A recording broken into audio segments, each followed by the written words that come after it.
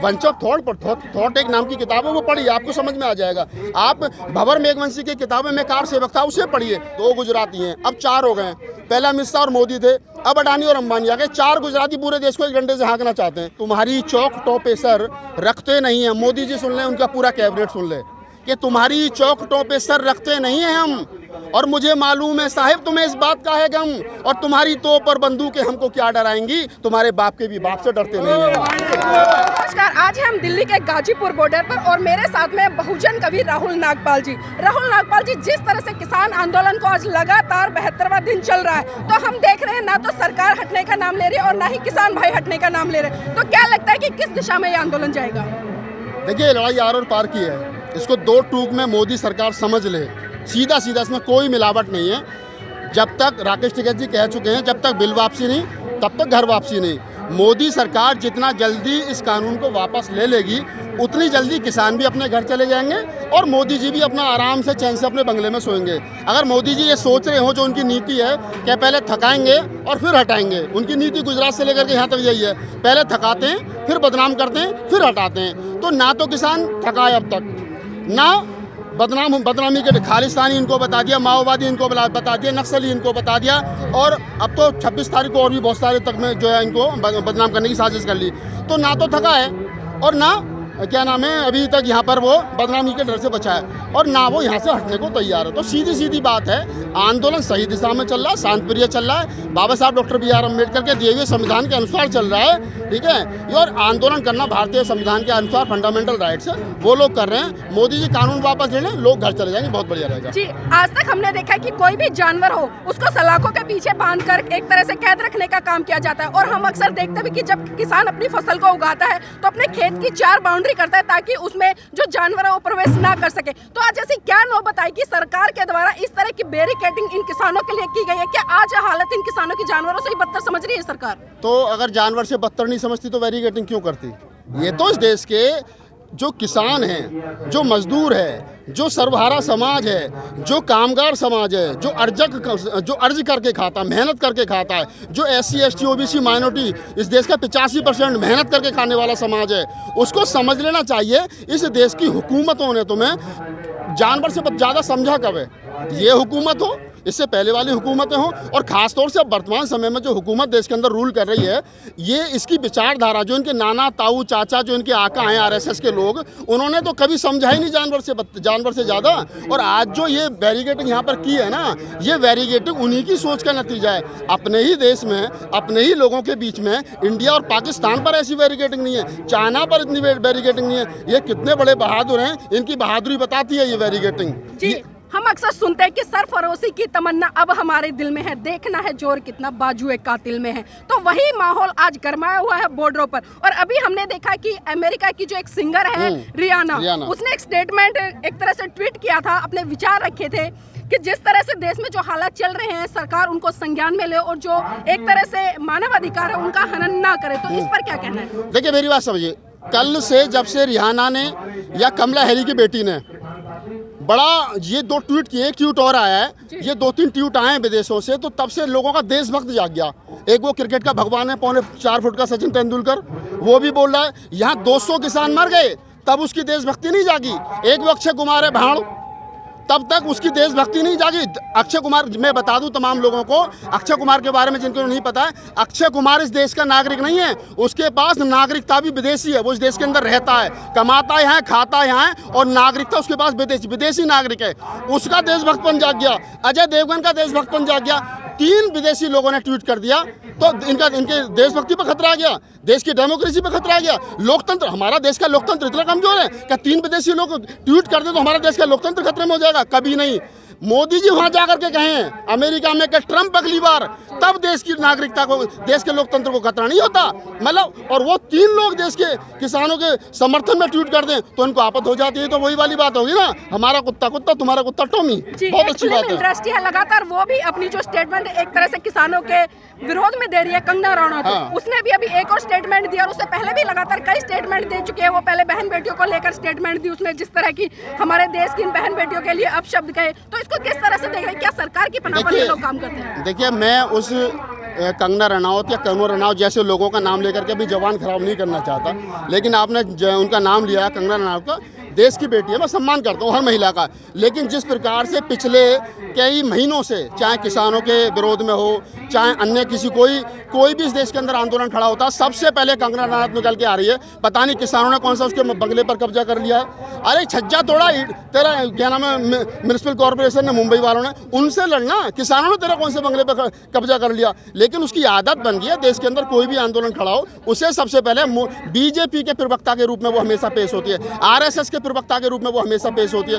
उसको जो 22 सिक्योरिटी मोदी सरकार ने दी है, जब मोदी सरकार ने उसको 22 सिक्योरिटी दी है तो कहीं ना कहीं उसका कर्जा तो उतारना है ना। और कर्जा कैसे उतरेगा? क्या किसानों को गाली दे करके, किसानों की बहन बेटियों को गाली दे करके, किसानों को आतंकवादी बता करके, किसानों को माओवादी, नक्सली और खालिस्तानी बता करके। वो तो उस दिन भी कह रही थी कि ये जो लाल किले पर खालिस्तान का झंडा फहरा है, उस बेवकूफ़ महिला को ये पता नहीं है कि जो लाल किले पर झंडा फहराया गया है ये खालिस्तान का झंडा है या निशान साहब है। अगर ये खालिस्तान का झंडा है तो मोदी जी जिसको सर पे बांध करके गुरुद्वारे में मत्था टेकने के लिए गए तो फिर तो वो भी खालिस्तान का झंडा है। अगर ये झंडा देशद्रोही है तो फिर तो मोदी जी भी देशद्रोही है, क्योंकि ये झंडा तो उन्होंने भी सर पे बांधा था।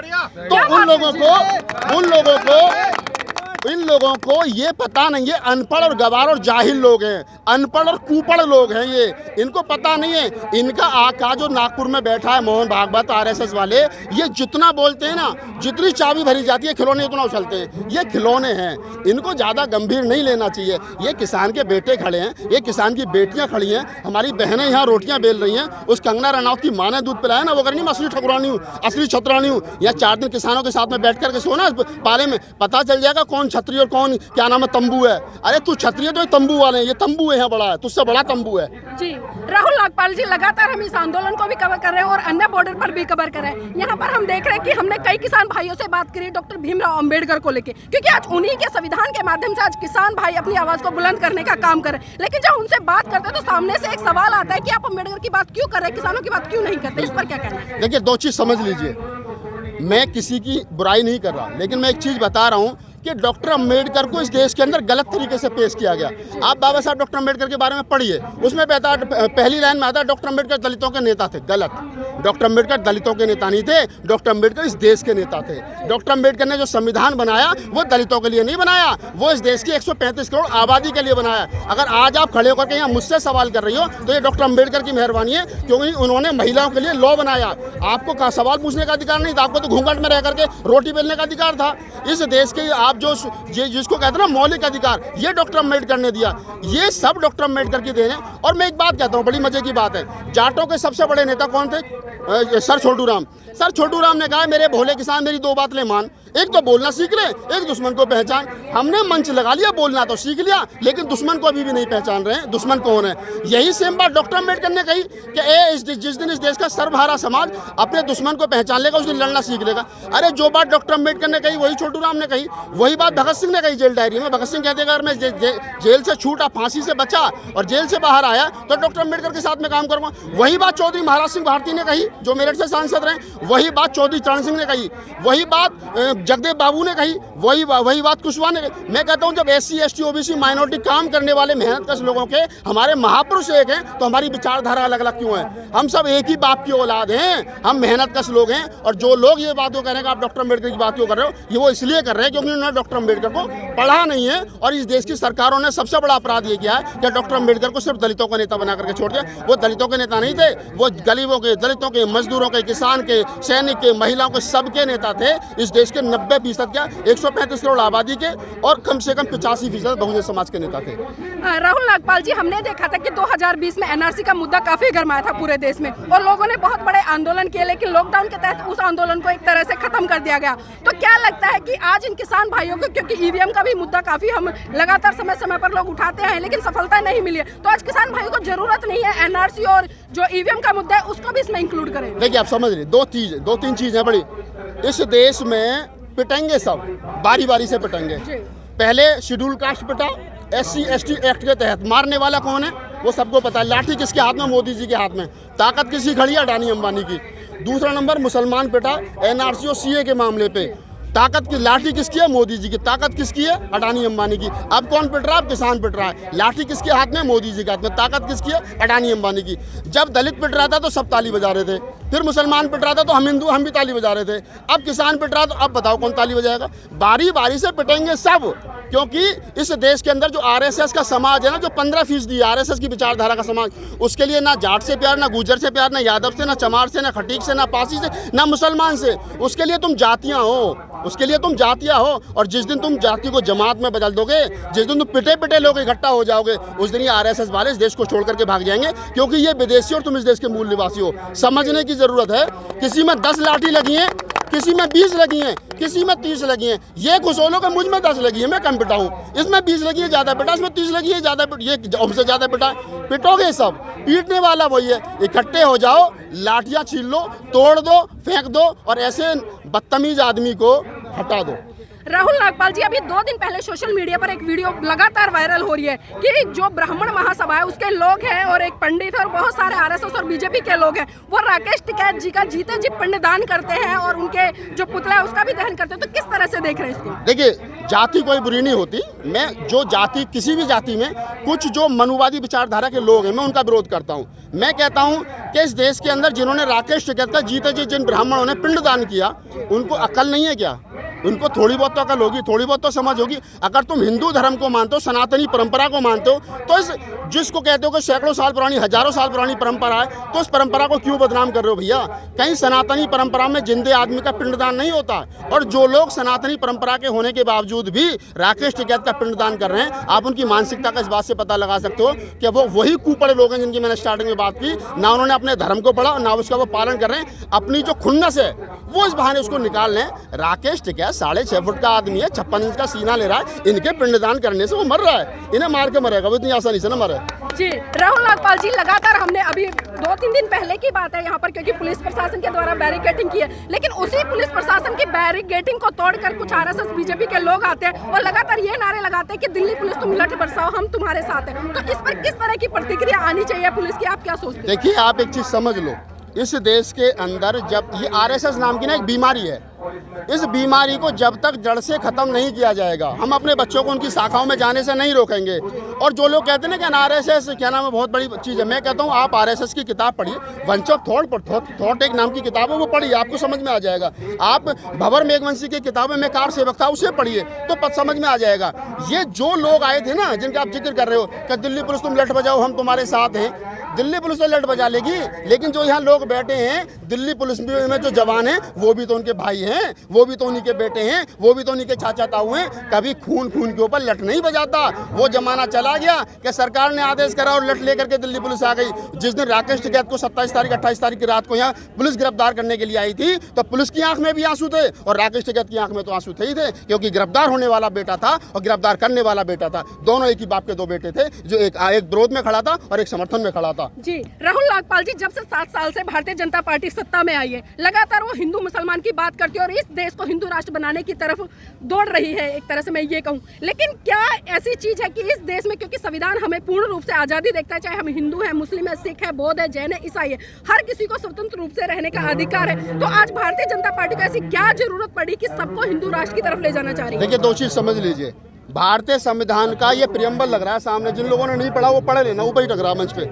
हम भारत के लोग, we the people of India, ये जो एक वाक्य है, ये हमको हमारे, मैं कहता हूँ, मैं बौद्ध हो सकता हूँ, जैन हो सकता हूँ, हिंदू हो सकता हूँ, पारसी हो सकता हूँ, सिख हो सकता हूँ, जिस धर्म को मान सकता हूँ, अपने धर्म को मानने की स्वतंत्रता मुझको मेरे संविधान ने दी है। और मेरा संविधान ये कहता है कि मैं हिंदू हूँ, मुस्लिम हूँ, सिख हूँ, ईसाई हूँ, बौद्ध हूँ, जैन हूँ, पारसी हूँ, किस जाति, किस धर्म, किस भाषा का हूँ, वो स्वतंत्रता मुझे संविधान ने दी है। और मैं पहले भारतीय हूँ, उसके बाद में हिंदू हूँ, पहले भारतीय हूँ, उसके बाद में मुसलमान हूँ, पहले भारतीय हूँ, उसके बाद में सिख, बौद्ध, जैन जो भी हूँ वो बाद में हूँ। और हम भारत के लोग भारत को मजबूत बनाने के लिए काम करें। इनके कहने से 12-14% लोग हैं आरएसएस की विचारधारा के लोग, इनके कहने से क्या मैं हिंदू नहीं रहूँगा, आप मुसलमान नहीं रहोगे, आप बौद्ध नहीं रहोगे? अरे ये देश इन लोगों ने नहीं बनाया, ये देश इन्होंने नहीं बनाया, ये देश हजारों साल से, बुद्ध के काल से, सम्राट अशोक के काल से, जब इनके चाचा पैदा नहीं होते जब का देश है ये। और ये लोकतंत्र चंद्रगुप्त मौर्य के ज़माने का है, ये नानक की पैदाइश के लोग हैं, ये बुद्ध की,